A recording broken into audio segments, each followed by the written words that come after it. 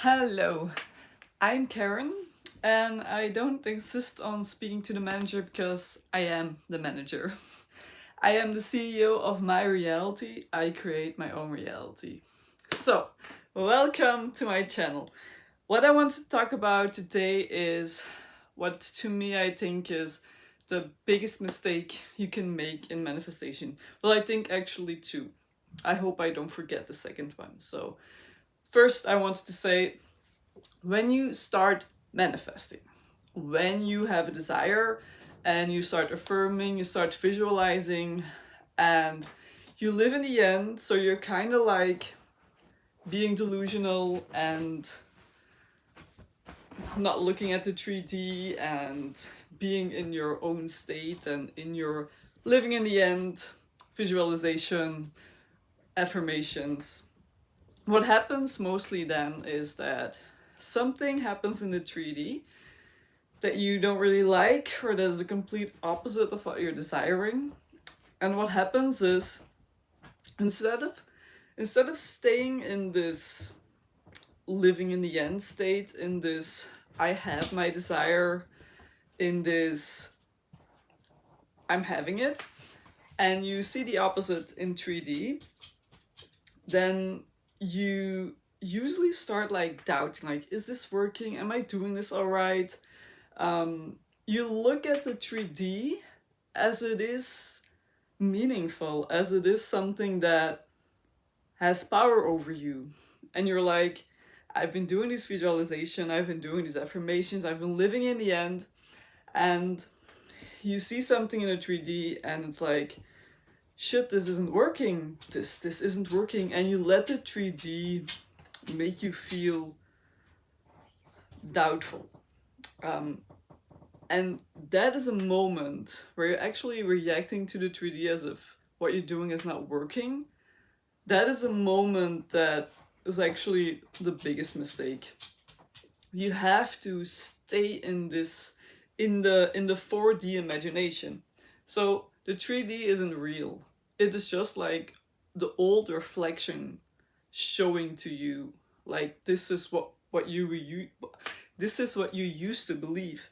And in that moment, when that old reflection shows up, it's about not seeing that as true and staying in your end, staying in your imagination.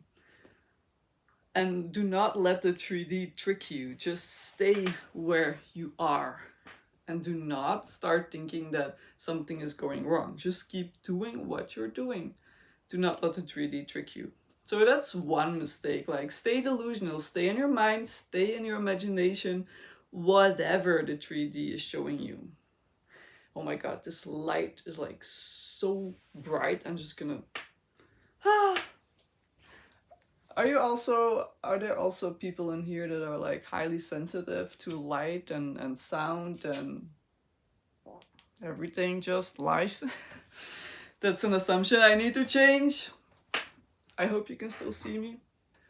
So the second thing that I want to say that's in my opinion also a huge mistake, or not in the sense that it's a mistake, it's just something that if you know it before you start manifesting, manifestation will be easier, or what will come to you will be better. So let me explain. When you, for example, want to manifest your SP, or you want to manifest the ideal version of him, or the ideal relationship, like, of course, you want an amazing relationship where you feel loved and chosen and adored, and where you're treated like a princess. But if you're like me, I have a history of very traumatic relationships, where I've been mentally and physically abused. And I have had some horrible beliefs when it comes to men. And when I first started manifesting,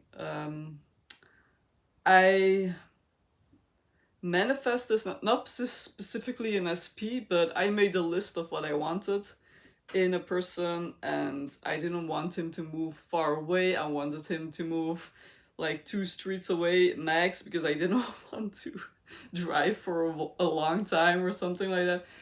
And it happened, but I found somebody in my neighborhood, but I didn't realize that you also manifest your fears. You also manifest your subconscious patterns around men and relationships. So what happened was that relationship was turned out to be complete hell. He also started abusing me, and I had no idea what I was doing wrong.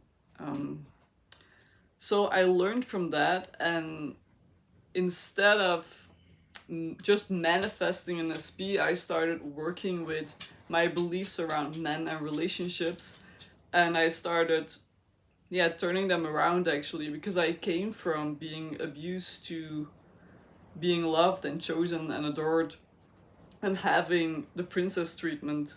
So if you, like me, need to shift from anything but princess treatment and being abused to being completely adored, it's about changing your beliefs. And how you can do that is by starting to opening yourself up to what your ideal relationship can look like, and start opening up to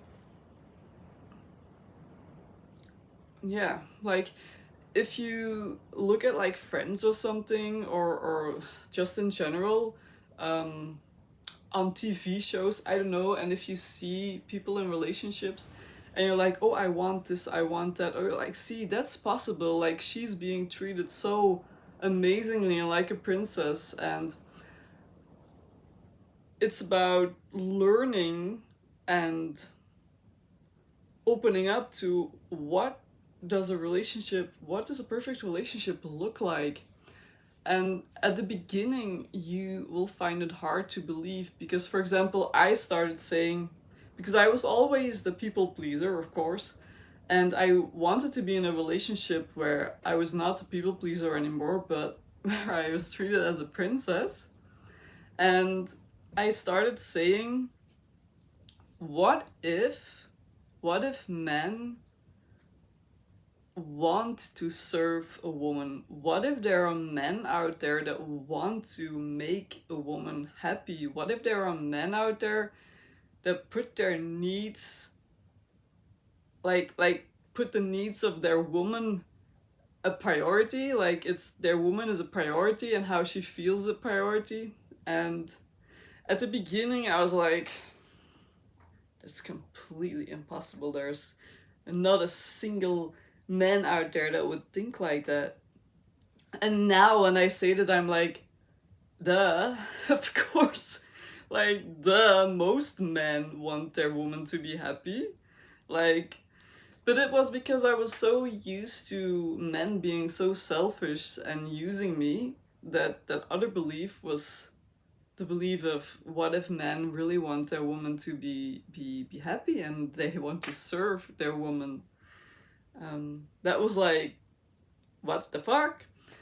So yeah, basically what I'm saying is, you need to kind of check, like, what are your beliefs around men and relationships, and what are your subconscious fears, your patterns. Because if you look like your past you look at your past relationships, and you look at your upbringing, like your childhood, then you can see that there are patterns, and then you keep repeating them in your relationships. Yeah. I completely lost my train of thought. Fuck. What was I saying? So yeah, anyways. Patterns of relationship and childhood.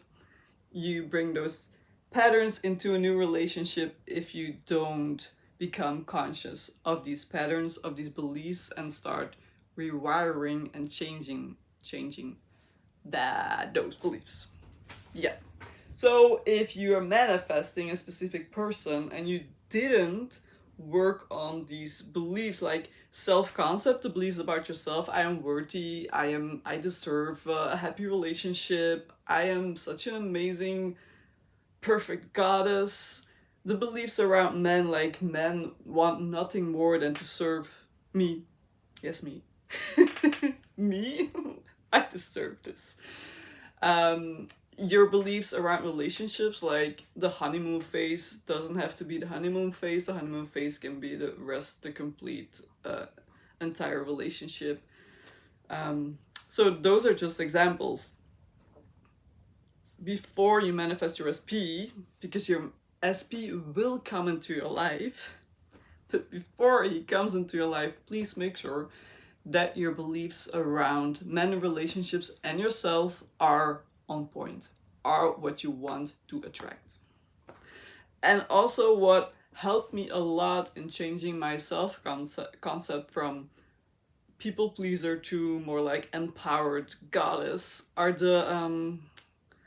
the affirmations, the music affirmation from Orion Affirmations on YouTube. So I will link it in the description.